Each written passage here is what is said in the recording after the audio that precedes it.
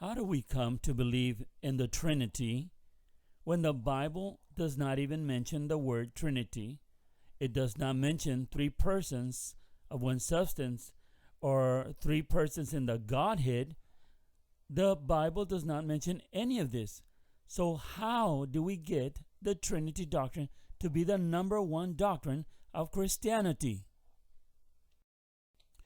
It was through much research that I came across Philo of Alexandria, a first century Jewish Greek philosopher who had an experience, a mystical experience while meditating.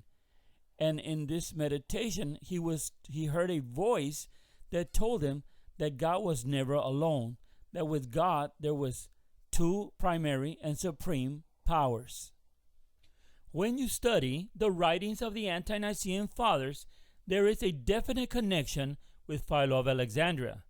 These men that wrote in the 2nd century all the way to the Council of Nicaea you can see in their writings where they pick up the teachings of Philo on the two powers of God, or on the God being three persons, or where the Logos of Philo, they teach it that it was the Logos was Jesus Christ. And you can see it clearly in many of their writings where they say also that the Logos is God the Word, or the begotten God. These are teachings coming from the Apostolic and Ante-Nicene Fathers that are now being promoted in today's new Bible versions. Eusebius of Caesarea is known to us because of his work on the ecclesiastical history, where he teaches the history that happened in the first centuries. And he also relates what happened during the Council of Nicaea. And Eusebius talks about Philo as being before the apostles, during the apostles, and who venerated and respected the gospel to the point of talking to Peter in Rome. So this is how we got the doctrine of the Trinity.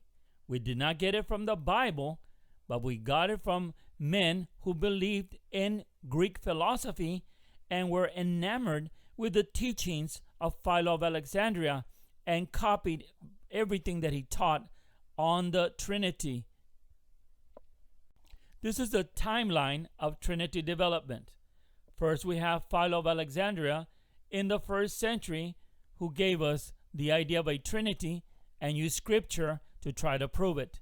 We have in the 2nd century the Apostolic Fathers, who were also Greek philosophers and took up the teachings of Philo of Alexandria. And then we have the Ante-Nicene Fathers, which developed the doctrine of the Trinity from the teachings of Philo and the teachings of the Apostolic Fathers.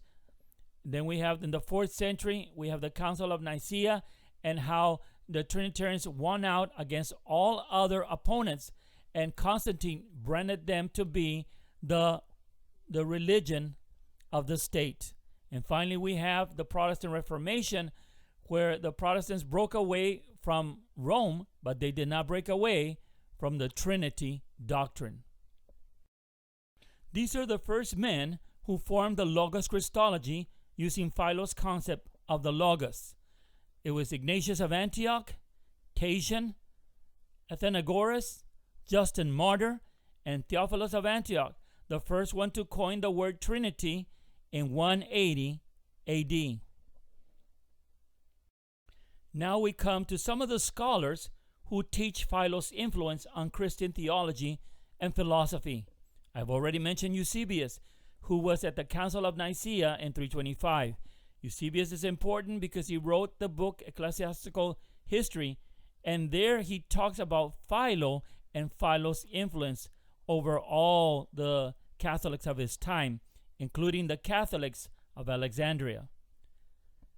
Now, I find a valuable resource in Dr. David Runia, whose book gave me a lot of insight into Philo's influence.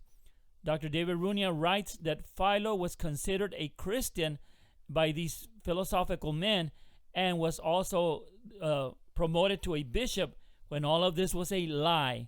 In the 17th century, theologians found out that Philo of Alexandria was not even a Christian.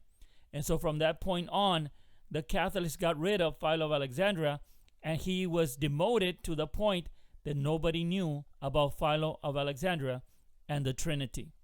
I also treasure the book, The Life and Times of Jesus the Messiah, by Dr. Alfred Edersheim.